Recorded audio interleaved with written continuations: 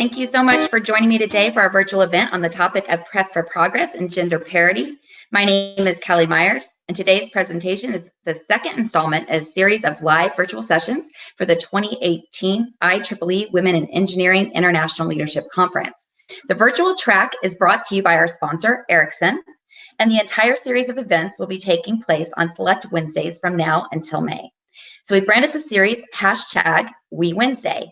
In order to participate in today's session or ask a question of myself or our speakers, please join the conversation on Twitter and YouTube live chat. Just send your question using the hashtag WIEWednesday or follow us at WIEILC, and we will get to as many questions at the end of the session as possible. Today's panel includes some excellent females from Ericsson who are representing different parts of our business, and they'll talk a little bit about their job roles in just a moment. But we have Amy Wettenhall, Hanna Maurer Sibley, and Inma Rodriguez, all women who work in the information and communication technology industry. They also play critical and technical roles at Ericsson. So Hanna, let me pass it to you, and you can tell us a little bit about your job. Okay, great. Thanks, Kelly. Great to have this opportunity to speak to all these great participants, mostly women, I assume, on this line. My name is Hanna, and I'm based in Stockholm, Sweden for now. I've been around in a little bit of different roles in Ericsson. I'm heading up a team with very technical engineers, and I'm an engineer as well. We're doing technical pre-sales and sales support for our radio portfolio in Ericsson. So we work primarily in the Nordics and also in the Central Europe domain.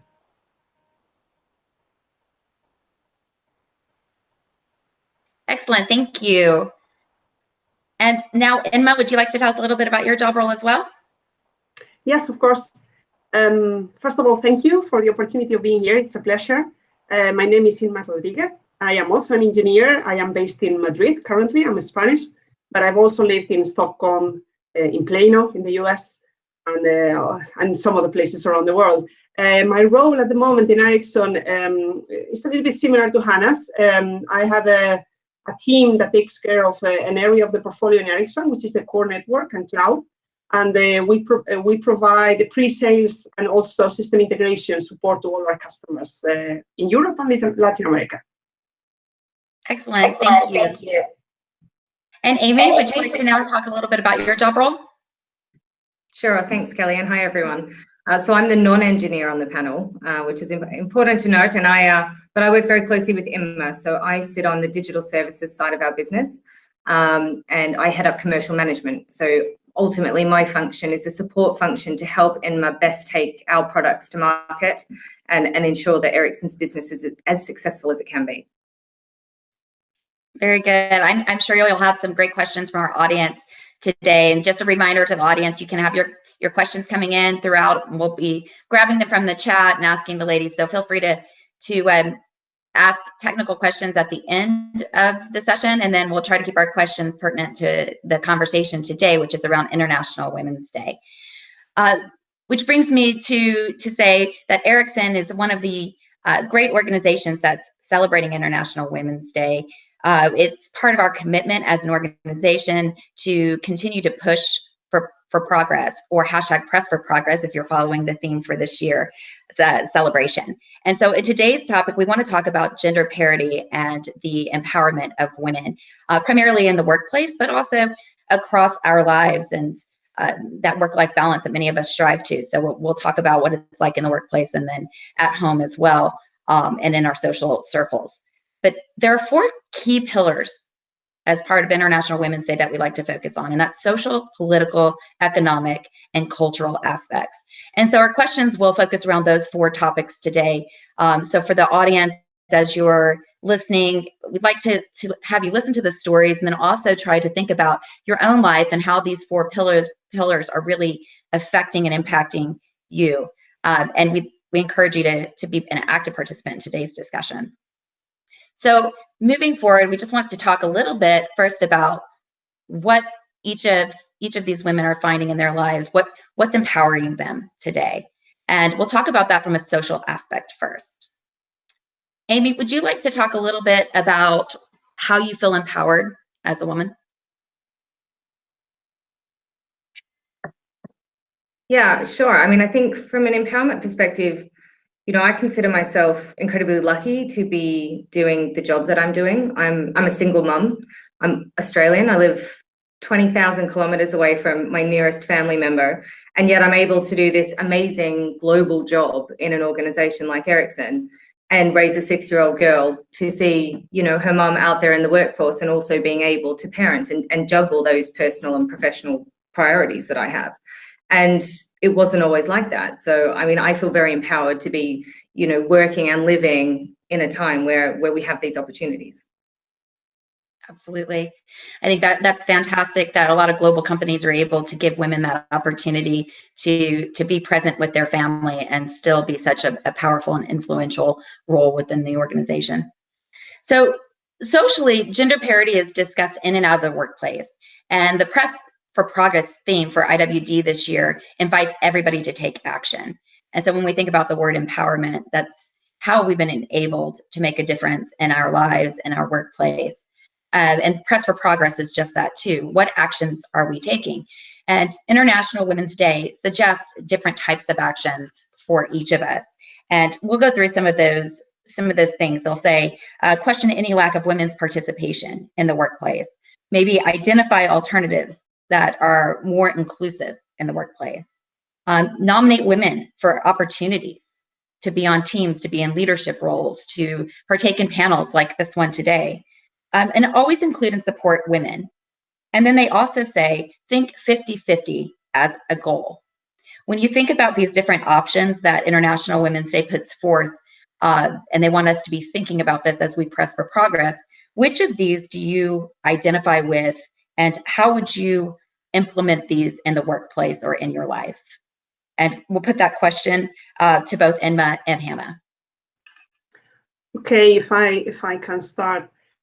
I think one of the most important things is that, first of all, we lead by example. In my job, I'm very proud to say that I have contributed helping other women to be more visible in the organization. Everything in the business side is that you have the right manager that lets you shine. So you need to help other women identify talent, capabilities, and also wishfulness, of course, in other women, and give them a position where they do their best, help them to get the networking, coach them if they need some coaching, and contribute to have more women on the higher levels, which is what we are currently missing in many companies, I would say.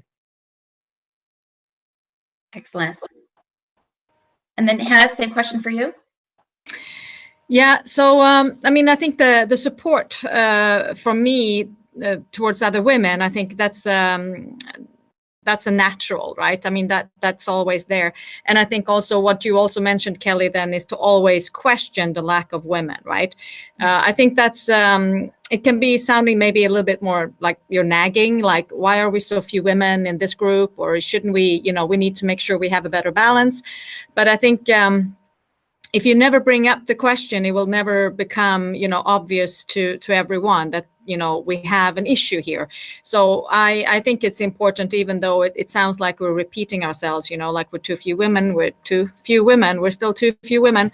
I think we still need to keep on questioning ourselves, right? Why is that, and how can we improve it? Otherwise, it's easy to take it as a status quo. So I like what you mentioned there, that keep that question as always a living question mark. It's something that we always, all of us together, not just women. I mean, we are mostly men in the engineering profession today, right? So we need men to support women and women to support women in order to become more women on higher levels. One thing that I've thought a little bit about is that we should always, when we recruit, right, I try to have a goal for myself to always have at least one woman on the short list. And then exactly what happens in the end, I mean, we have to take the person that is the highest, qualified person for the role. But if you really, really, really push yourself to always have at least one woman on your short list for any job, any role that you see, I think we'll come quite long ways. Another thing that I think is that we discussed not so long ago was about, having women taking more risk. And if something doesn't work out, I think the organization as such is a little bit more unforgetful or unforgiveful, if a woman would not be able to reach all the goals and maybe fail in a role. And I think that comes back to that we're very hesitant to taking a little bit more risk than we should sometimes. So I think if we have someone around us that maybe didn't really make it in the role that they were set out to do, we need to be, supportive, even more supportive then, right? Because that woman, I think, would feel very left out and very isolated and very looked at if it didn't turn out. And I'm not sure that that's the same when it happens to a man, because it's more common. It's more common that someone goes into a new role and doesn't make it. So I think, make sure that you keep the question alive. Why are we too few women, especially on the higher levels? Make sure we support each other. And especially if someone doesn't make it in a role, then we need to be extra careful of hanging on and making sure that person gets into a new role that maybe fits better. Excellent. Thank you so much for that great answer. And I see that there's also a question in the chat for Amy. Amy, would you like to take it? The question is, as a single mother and in tech, can you talk about how you inspire STEM awareness among your daughter? And what are some of the challenges? Absolutely. So I'm really lucky to, I have another role. I'm a non-executive director at an organization called TeenTech here in the UK. And at TeenTech, we organize and run, embedded within the science curriculum in the UK, innovation awards and also to create an awareness of STEM for all children, girls and boys. But predominantly how that helps, certainly with women and with young girls, is that it provides them access to an understanding of the possible roles that are out there, the possible subject choices that they should make if they want to pursue a career in STEM. But what we have found as a byproduct of that is it's also educating parents. And that's a really important part of what we do, because if parents are not aware of how to best prepare girls for the possibilities in the digital age, the possibilities in STEM, then, it's less likely that those girls are going to have access to the facilities and the mentoring to pursue that. So I do a huge amount of work there. Actually, Millie helps me with that. So I think that's very well embedded. But it does have challenges. The UK curriculum and the education system still needs to catch up a bit. Inma and Hanna know better than me from a tech perspective, but this industry is moving so fast. And for an education system to catch up behind that, to support our children working in, the workforce that will be our future, it is a challenge. And that's something we all need to address, educators and those of us in industry. So. Very good. Thank you. And thank you to our audience for that question. So moving on to our next pillar, we wanted to talk about the economic standpoint. What do you think can be done to help women reach and achieve economic equality at work? And that's first to Hanna.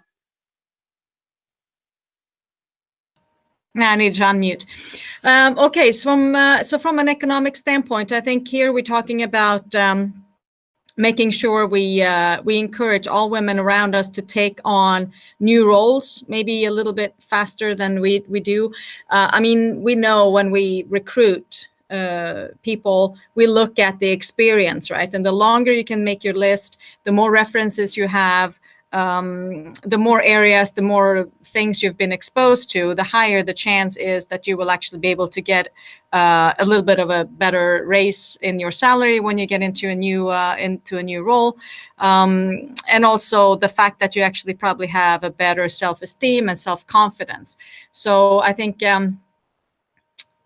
not getting too comfortable in your current role is one idea, at least, right? Try to move around, try to make sure you have within yourself the confidence to really get that new job and make sure that you find the level of salary that you really deserve.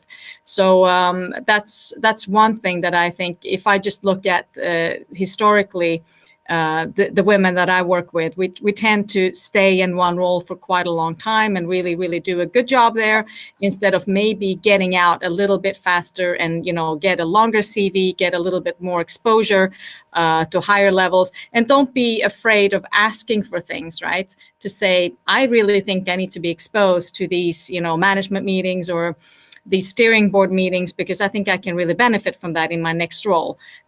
So be a little bit forthcoming, look at the higher levels. How do you get there? How do you prepare yourself? And I think sometimes we maybe not step forward enough in order to get those new roles fast enough.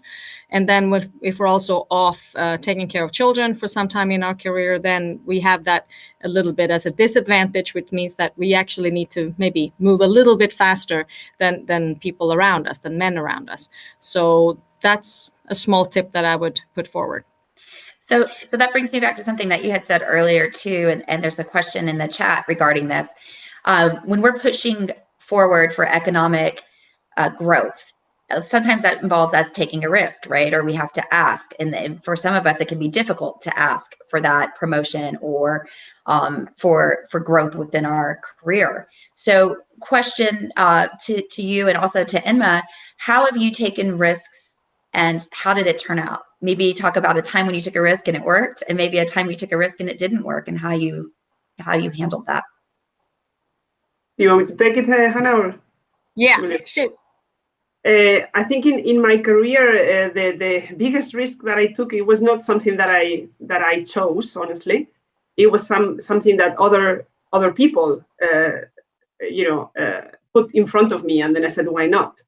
I had been working for many years in the pre-sales area, more on the commercial side, and then I got an opportunity to move into R&D. And I moved into R&D, and in 3 years I was the R&D site manager of an R&D organization, extremely technical, where I had no clue about that particular technology because I didn't have any background on that particular technology, and I was the only woman. I mean, at that time I was the only woman. It was really lonely there, so to say, because everybody was extremely technical except me, and I was the only woman. The first part was more important than the second one, honestly speaking with you. How did it go? I mean, obviously in the beginning, everybody questions why you got a position when you're not the typical profile for an R&D manager. But eventually, I think I brought in, and what the reason for success was that my manager saw something maybe different in me, bringing another type of experience and value to that job role that was not the same as other people would have thought before that were important. So I think you always need to identify your strengths, not only what you're missing. At that time, I was very young, and I said, oh my God, I don't have the technical expertise, but there are many other things in a leadership position, and you have to take a risk, even if you're not stronger in all areas, but you can be strong in 2 or 3 and be successful, if you have the right manager, of course. Very good. I think it's interesting that you said that about feeling like you didn't have all of the technical skills for that job.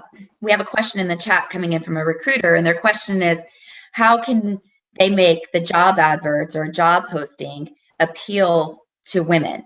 And what we found from research is that a lot of technical roles will be described in a very technical way on the job description, and women will discount themselves more often from that job because they don't feel that they meet each of that criteria.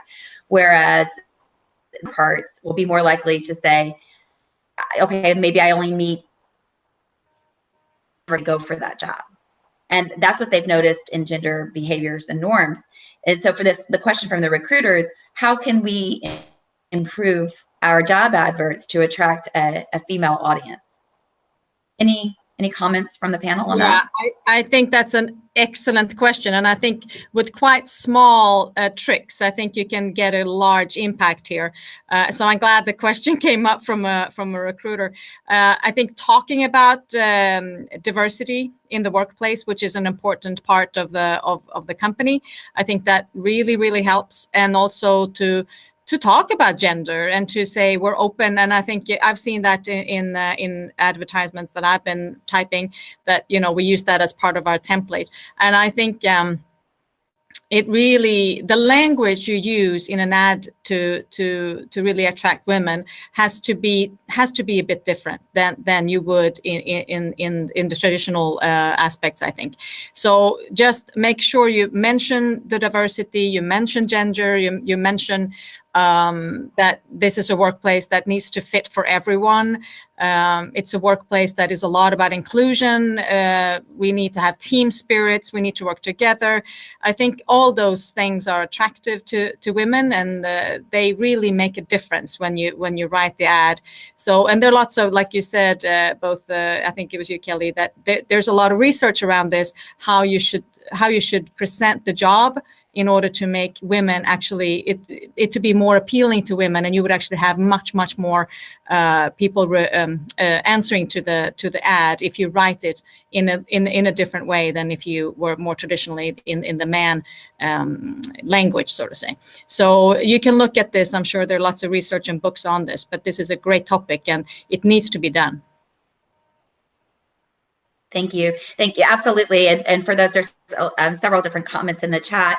People just confirming what you've just said and shared. People have found that to be true, and there is research available. LinkedIn has done some diversity training that speaks to this, saying that women will look to have 100% match when they're looking at a job description, where men would look to say, oh, 60%. I still think I'm a good match for the job. So we have to keep that in mind as hiring managers and recruiters, but also as job applicants too, to push ourselves forward and propel ourselves to take the job and to apply, because it starts first with the application and even having the confidence in ourselves to be able to do it.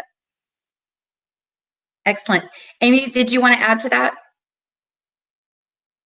I think the only thing I'd add to Hanna's comment about the description of the role, I think, and again, I think the research talks to this, is it is more male in nature to look at, can I do this job? Yep. Then I'm going to apply for this job. Women are actually looking for what's the company going to give them as well, which I think is a useful tool for recruiters. What support am I going to get? What management structure do we have in place? To the point that you made, Hanna, about diversity being included in the job descriptions that we write. Women are concerned about how they will juggle personal and professional priorities, and they will look for organizations that provide support networks to foster that. And that being a core element of our job recs, I think is also a very important lever to getting women to apply. Excellent. Thank you, Amy. So there's another comment. This is the popular topic. So it's good that we have lots of chats coming in. But one of the things that one of our audience members looking for is, how do we support one another as women in our risk taking? So whether it be for a promotion, or whether we want to move into an area where we don't think we have necessarily the technical background, but we're looking to grow and develop, how can we support women in the workplace to take those risks? I think you can approach them when there's an opportunity. It has happened to me that I've gone proactively to talk to other women that I knew were capable, and then discussed the things where they didn't believe they were so strong, and providing them a little bit of encouragement to let them see the whole picture and the things that they could provide. Also, I had the experience of interviewing men and women for the same role, and a little bit in line with what we were discussing. Seeing how the woman was more reluctant to take it because maybe she was lacking one of the many things that were requested. So I later on gave her that feedback that, even if that was her perception, I understood that she wanted to make sure that she was good enough and she was going to do a great job. Maybe the way to expose it in an interview, if it hadn't been me, you also have to make people see that, other men in general, they put themselves, they come up themselves as more self-confident. It doesn't mean that they're going to do better or worse, right? But also giving feedback about this kind of answers is, I think, a good learning for the person that is coming to your interview, and they really appreciated that afterwards. Excellent. I know at Ericsson we practice mentoring circles, and it's an opportunity for men and women both to mentor to each other for career development, but also just how to navigate different things that they might come up against throughout their time at Ericsson, and I'm sure many organizations have similar models. Do any of you have a story about how you've used mentors in your life to help you grow financially, to help you grow technically in your career, or even how to navigate work-life balance? And maybe Hannah, would you like to answer that? Yeah, so I have never really had a strong, like, this is my mentor, we're going to meet, once a quarter and this is the progress. But I've had a lot of strong supporters that have helped me through my career, absolutely. But it has never been, a very structured, full mentoring program. But it's definitely helped me. So I have a few women and men that I mentor. It's difficult to find time, but some I do. But I think we talked about it a little bit before, but this more ad hoc feedback to women around you, I think is probably a little bit more effective, actually. And I try to always be very conscious about which women do I have around me that are really doing a great job, that should, quicker move into the next role, take the next risk, expose themselves a little more. And I try to give feedback, like, you did this so great. I mean, this was so good that you did. What are you going to do next? To just plant that little seed as you talk to them and as you give feedback, and that kind of, makes you think a little bit, because that's what people have done to me when I've been in a role. It's like, oh, what are you going to do next? And then you start thinking, oh, yeah, I don't know. What am I going to do next? And then you start thinking, how am I going to get there? What do I want to do? And once you get into that habit, I think you do start to be a little bit more confident in your role. If you already started to think, wonder what I should do next, I'm probably, pretty ready where I am, it kind of grows on you a little bit. So I don't mean that we should rush and, not do our job well and all that. We of course need to. But I think to give the feedback, very close to the action that has happened, it's always a good thing. And then also to always, plant that little seed, like, what's next, to stretch yourself a little bit. And that's the advice that I have gotten before. And that's the advice I try to give when I meet really great women, which there's so many of. Thank you. Thank you so much. Would any of our other panelists like to tell a story about their mentoring, either as the mentor or the mentee? I haven't had either a formal mentor, so to say, but I have always had really good managers and also some HR people in the talent management program that Ericsson has, which have really helped me to identify the things that I could do. And as Hanna was saying, also pushed me into, outside of my comfort zone and make me wonder, wow, maybe I could do this and I could do that. And that is, I think, what we should do to other women. Bring this curiosity of trying new things into their daily work and give them some new challenges. Very good. Amy, did you want to add something? Look, I think the only additional point I'd make is, and it's a little bit on the topic of risk-taking per se in any case, but it's also about asking for feedback. So some of the best, and as for Inma and Hanna, I've never had a formal mentor. I have a number of women and men that I count as trusted people that I will talk to about career progression. But that goes two ways. And some of the best feedback I've had is when I've seen someone, or, a woman juggling a certain task at work or a home life, travel situation, which happens a lot in these global roles. And I said, how do you do that? And had that dialogue. How do you make it possible? And is there anything I can learn from that to help me make it possible? Because there's a lot of possibilities out there for us all to achieve. So that two-way, don't sit there and wait for someone to say, here is your mentor and here's your, to Hanna's point, quarterly session. Talk to people and be open. Even in my experience, even people in the most senior positions, they're all juggling. They're juggling kids, they're juggling jobs, they're juggling social life. everyone has the same challenges, and the vast majority of people are really happy to share tips that they've learned along the way. So never be afraid to ask the questions, I would say as well. Excellent. Thank you. Thank you. I want to move into our next pillar, which is really a focus around culture. And being that Ericsson is a global company and we have such a diverse slate of people that work for our organization, I wanted to bring attention to each of your roles, because prior to the chat today, we were talking and many of you were sharing the different locations that you've worked in or the different places that you've lived in across the globe. So I'd like for you just to touch on what your global experience has been like, and perhaps even focus on what it's like as a woman to move from culture to culture, because while we're one Ericsson culture, the cultures of our geographies impact female empowerment. So if we can just open up to the panel, and perhaps Inma, start with you. In my case, I studied engineering in Spain, and we were not so many women, but in Ericsson we're quite a few. I mean, in the R&D organization I had the highest percentage of women compared to other sites. So when I went to Sweden, for example, it was a surprise to me to see that there were fewer women than in Spain, which I would have thought the other way around, right? The interesting part about the cultures is how you learn how to treat different individuals and their different ways of working.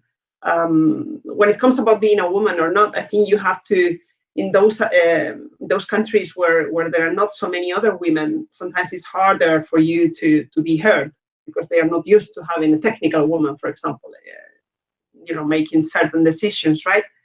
But apart from that, I think in Ericsson we have a global culture that it really helps you to feel at home, even if you're in different countries. But for sure, that is one of the greatest advantages of working in this company, to see how different countries, different cultures work together. And there's such a diversity. Even if you're in one country, you have people from many backgrounds. So it's part of the fun, I would say. Excellent. Thank you, Inma. Amy, would you like to answer that as well? Yeah, sure. And first, probably just adding to Inma's point, I mean, one of the really interesting parts about my job is I do a lot of business negotiations, and every culture is very different. And that in itself, although different, geographically and culturally, and I find that actually quite empowering, because what it shows is there are so many different nuances, and it's about how we all interact, irrespective of gender and irrespective of where we are in the world. So, I mean, from a cultural perspective, I'm Australian. I also started in a non-technical degree, and I've ended up working in Sweden and in a global role and in a telecommunications organization. So I think, Ericsson as an organization is a great place because it's one of the truly global companies to work for, really. And so many of my colleagues and peers have had such a rich tapestry of experiences across the world. So I think that's absolutely key. I also think that organizational partnerships are really important culturally.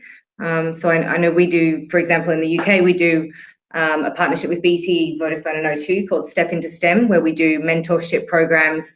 And that's really helpful culturally and also from a business perspective for us, because it helps us see what our customers' priorities are and what's important for our customers in any geographical landscape. So I think all those elements really need to come together, and Ericsson's a really great place for that because of its global nature. I think you mentioned mentoring again, and there's a question from one of our audience members saying, what about sponsorship? So taking mentorship to the next level. Have any of you come across sponsorships where you basically have someone that's willing to go to bat for you or who actively promotes you within your career? Maybe I'll give that one a shot. So, I mean, I've never had any formal type of sponsorship in someone, agreeing someone would go into bat and let's take a certain step in the career and that type of thing. But certainly, I think we're all lucky in our respective organizations that where we've had good managers or good informal mentors, and it's something that I certainly try to do as a manager and a leader, is to take the time to identify when someone's done a piece of work really well or is ready to have a link brought together with a different part of the organization that I might have access to, that we facilitate that. And I certainly see a lot of that. I've experienced a lot of that and seen a lot of that within the Ericsson organization, that proactive linking up. Oh, hey, you did that really well. Have you thought about talking to so-and-so over, in the States who does a similar type of thing? So it's not formal sponsorship, but it's certainly proactively supporting someone's endeavors. Excellent. Thank you, Amy. Thank you. And there's another question, and Hanna, I'll put this to you. How has unconscious bias impacted the way of working, and how do you overcome it? It's a great question, right? Because if it's unconscious, you don't know about it, and then it's hard to overcome it. But I've been to unconscious bias training, and I think that's the first step, right? That you have to be aware that everyone is unconsciously biased towards or against something, right? That's what we are as human beings. So that's the first step. I know I have that, and I know that everyone around me has that as well. So I think knowing that exists and knowing what I usually like to have around me, I need to be constantly working on making sure I add the piece that I don't have, right? I mean, the part of making a great team is that I know what I'm good at, and I also know what I'm not so good at, right? And that I have to add. And, it might not be my favorite part of a person because I don't have it, so I don't recognize it. But it's very, very, important that I build a team that has all the components. So I've had to, really work with myself, sometimes when I build teams or when I hire, to make sure that I just don't get copies of myself, right? Because that's what I recognize. It's what I like. It's what I'm used to, feels familiar. So I always try to really, really, push myself to know that there's something. I have to be a little bit, uncomfortable with something here, because that part is probably what I need in order to make a really, really strong team. So just make sure that a lot of these leadership trainings, we feel like, we've taken it, maybe, it wasn't so many years ago, but things do change in leadership as well, and it's good to always have a refresh. This is what I'm good at, and this is what I'm not so good at. And that the team around you has to support your aspects that you're not so good at. Otherwise, you will actually never succeed. So I think it's part of that unconsciousness that you need to be, very aware of what you like, what you don't like. Make sure that you see what you need to add to the team, and just push yourself to actually add it, even though that's not exactly what I like, dislike that little piece of this personality, but it is probably what's needed. And there you can always get help also, right? I never afraid of asking for help, and the times I've done it, I've always gotten it. So I think I really probably should have asked for more help, because I've almost never been let down. So I think, Amy, you mentioned it as well, right? I mean, ask for help. If you see that this is something I'm not really, really sure about, ask someone that you trust. And then you get, a little bit another view of something, and you probably end up much, much stronger after have been thought about it and talked about it to someone else. Excellent. And there's a lot of research out there right now about unconscious bias and how it impacts our hiring teams and our hiring decisions. So at Ericsson, I know that we've developed unconscious bias training that each of our hiring managers will take. And it's open to all employees to be able to take it, but it's required of our hiring managers because we realize what an impact it has on creating a diverse workplace. Inma, would you like to add anything to Hanna's comments? No, I took the same training, and it was really an eye-opener, because exactly you're not conscious. But I would say that traveling and living in different countries and cultures, that's the best medicine, because you meet so many completely different people from you.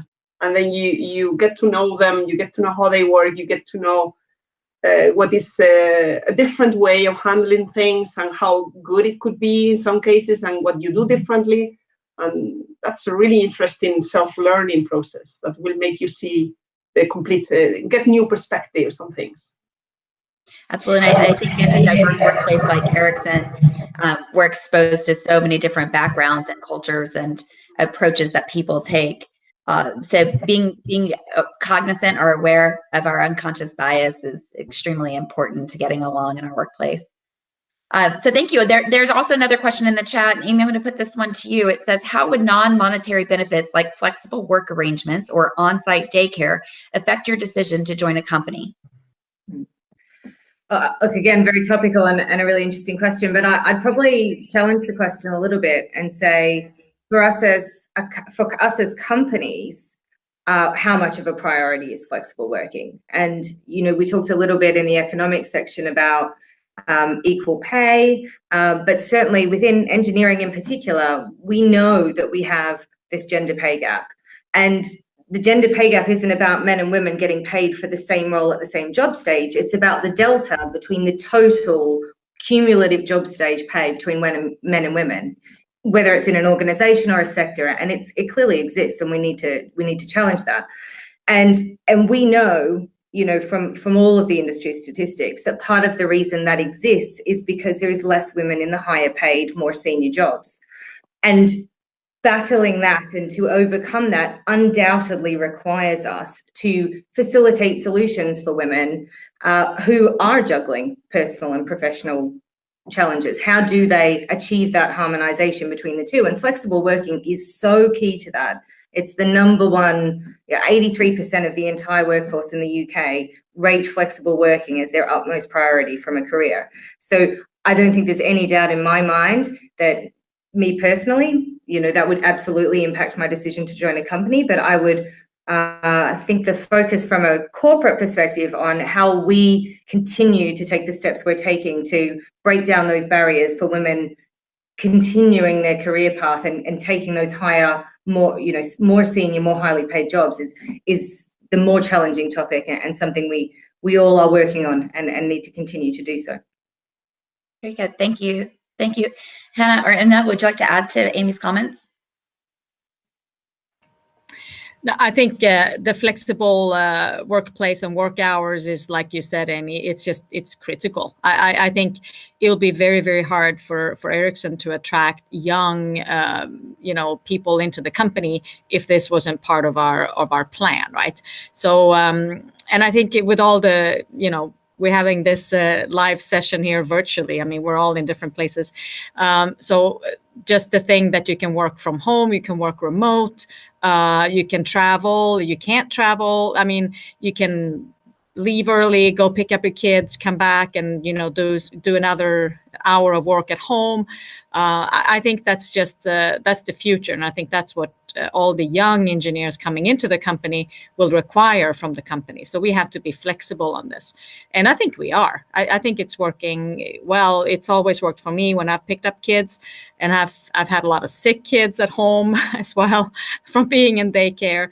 And, it's a bit uncomfortable. You have to call in, you have to call your manager. Still, my kids they're not that well yet. I have to stay home another day, but I've really never had much negative feedback around it. It's been a little bit more that I felt like I needed to do more. I needed to work harder just because I wasn't in the office. I needed to work even more just because I had to stay home with some sick kids. But I think Ericsson is very flexible that way. And at least now I'm based in Sweden, but I've been in the US and in the UK as well. Maybe a little bit different because, the structure is different. But I think children is something that, we all need to really take first. And there is really nothing you can do about that. So the flexibility from a company perspective needs to be there, and I think it is there, and it needs to be super important for the future. I would add, Kelly, if you allow me, that we work with technology, so let's use the technology for good. Yeah. And this is one of the ways of using technology for good. So it's not only that I would expect this from a company, I do hope also my husband would not accept a job where he has lack of flexibility, because this is not only for us, this is also for everybody, for men as well. So for me, it's a must nowadays for anybody. Do you find that as you talk to candidates during interviews that they're talking about flexibility, or do you feel like it's something that doesn't come up, but it's on everybody's mind? I think it's a given. I mean, it's taken for granted, I would say.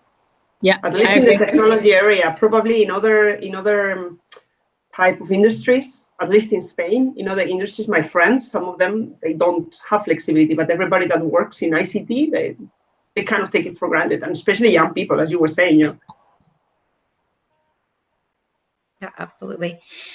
There's another question too, because we are running into the last 15 minutes of the chat, and so there are a few questions that I want to get in front of you. And one is from an audience member that says, what types of programs and associations are you involved in? And of those associations and programs, do you feel that they help you to attract more females to Ericsson or even to ICT in general? And Amy, I think you can take that. You started talking a little bit earlier about some of the programs that you're involved in. Maybe you can expand upon that.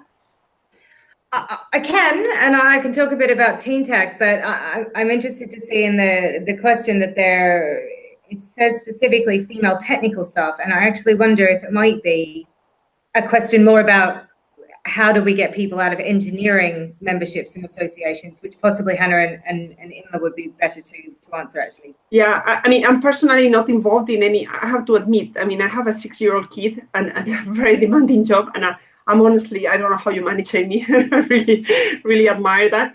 But I'm honestly not involved in anything. One thing that I've done and I would like to continue doing sometimes is going to schools and talking to girls about why I chose this career and what is interesting about it and what job I do, so that they start seeing it very normal that there's like a manager that is a female working in technology. But I'm not really in any association. I don't know, Hanna, if you are. When I was based in the UK, I was also part of the STEM program and presenting to young female graduates, and I think. And I've done that in Sweden as well. You go back to your own university and present what you do now. But to me, I mean, talking to university or graduate students, it's almost too late, honestly. I think my daughter is 16, and what I try to make sure that she knows and all her friends know is that if you have if you like math, if you're good at math, if this is something that you enjoy, don't lose that. And I think.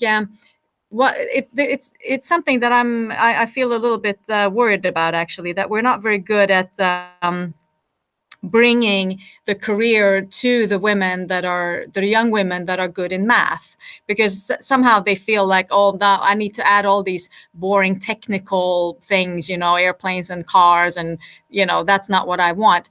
But I mean, in all honesty, if you're ambitious and you have an interest, and if you're good at math, you can do any engineering job, really.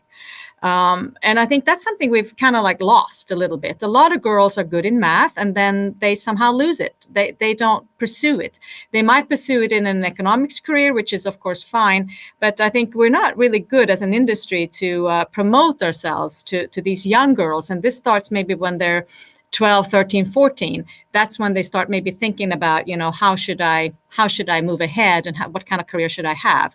So if I were some kind of politician or something, or a school administrator, I would make sure that, there's very easy access and very, more clear to young women that are interested and fascinated and good in math, that there are a lot of good jobs out there, because I mean, you would have a great career, you would make more money, you'd be very relevant in the ICT technology companies, right?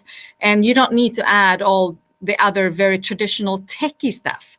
So I think the media part of the industry has helped, honestly, because it feels a little bit less oily and less car focused, and I think it attracts women in a better way. So if I were to spend more time talking to young women in their early years of higher level schooling, when they're 12, 13, 14 years old, I would focus on how to bring their math skills into creating a great career in ICT. And I think that's very possible, actually. It's fantastic. And I love that you talk about that early outreach and the purpose behind that, and keeping young girls interested. And we can see it through research that it is around that age of 12 to 13 that girls start to walk away from math and science and the STEM subjects. So companies like Ericsson are doing programs like Girls Who Innovate or Girls in ICT. We've partnered with the Girl Scouts of America in the United States to be able to partner with these student organizations, primarily young girls organizations, saying, let's do this together. Let's team up. Let's make science fun. Let's make engineering fun, math fun. Let's make it interesting to all genders, because like you had mentioned in the past, it did seem more like it was cars, trucks, planes, things that tend to be a little bit more aligned with the interest of our male counterparts. So we're doing a lot of research on that. We're sharing a lot of information across our employee population and getting our employees involved in some of these outreach programs. There's a lot of information on what Ericsson is doing on our website as well. So if anybody's interested in getting involved in Girls Who Innovate or any of our student competitions, you can find more information on Ericsson.com. We're getting close to the end here, so I just want to make sure that we've covered everything in the chat. And as we close, I'll be looking through those questions, so please, audience, get them in. But let's bring it to an end here by talking about the theme for International Women's Day. We started talking about #PressForProgress, and we've touched on some political things. We've touched on economics, culture, social statuses across Ericsson and across our globe here. But I want to talk about, what are we going to do now? What's next? How do we take action? And put that to each of you as an individual. What do you plan to do to #PressForProgress in 2018, both in your work life as well as your personal life? And Inma, we'll start with you. Sorry, I was muted. I think for this year, apart from participating for the first time in this kind of event, I think I feel the responsibility of start sharing more my experience and paying more attention to other women that I have around me. Usually I'm very busy, I don't have time. This year my commitment is to bring my experience and to other women which are exploring what they want to do, and maybe try to help them understand how they can reach that point. So that's my commitment. Try to spend a little bit of time into that I usually don't find time for. Very good, thank you. Hanna, how will you press for progress in 2018? So I have two things. One on the personal side is to make sure that all my daughter's friends don't lose the math component. Don't give up math, because I think it's a key element to a career in ICT later. So that's one of my personal quests, to make sure that she sticks with it and that all her friends don't drop it. And on a more work note, then, I'm fairly new in my role. It's been about 6 months, and now we're doing, we're always looking at, how do we attract talent, and what does the team need in order to deliver yet a little bit more, right, to the company. So I'm now reaching out and making sure I have the best contact network in order to make sure I attract as many women into my team as I possibly can, because I think that's something that I do see, that if you have if there are females as managers, other females they're easier. They just reach out. It's not so complicated. They call me. They're like, yeah, I'm wondering what I should do next. Maybe you have an idea, and so forth. So I'm going to try to make sure I strengthen my network so that I can bring in more women into my own team. Excellent. Excellent. Thank you. And Amy, we'll come to you for the close. And I know that there's a question in the chat that you can perhaps address as part of your answer as well. Yeah, I think so. So same as Hanna, I have two answers to that, one personal and one professional. So I think professionally, I'm also really focused on talent. talent's genderless, and we need to be building the best workforce we can at Ericsson, and clearly that diversity of thought, ensuring that we have the appropriate mix of men and women in our organization will ultimately result in better solutions, better business. It's an absolute no-brainer. So I plan to really focus on championing that and targeting a lot of time on the succession planning and the talent planning that I have within my team and within digital services. And personally, I'm going to continue to work at TeenTech. So, Hannah's daughter's really lucky. She's got a mum who loves maths, but there's so many kids of that age group that you talked about that don't and that aren't aware of the possibilities. And so TeenTech will continue to work with companies like Ericsson and ensure that understanding of the availability of subjects and career choices and ultimately, life plan is exposed to as many young girls as possible. Very good. Thank you, Amy. Thank you so much. And there was the question, I think, was, are there any science STEM competitions that you feel are good foundations for young girls to inspire STEM awareness, such as Ericsson Girls Who Innovate?